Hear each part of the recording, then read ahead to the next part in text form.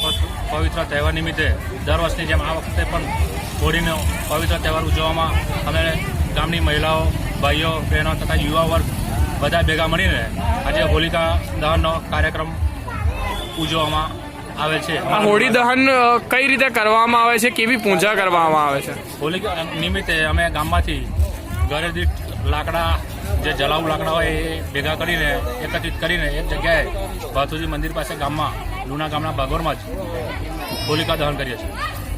હોળીના પવિત્ર દિવસે અહીંયા અમે લુણા ગામના સમસ્ત ગ્રામજનોએ, મહિલા, બાળકોએ, અત્યારે સમસ્ત ગામ લોકોએ હોળીની પ્રગટાઈ છે અને સમસ્ત લોકો અહીંયા આજે તમે હોળીની કઈ રીતે પૂજા કરો છો?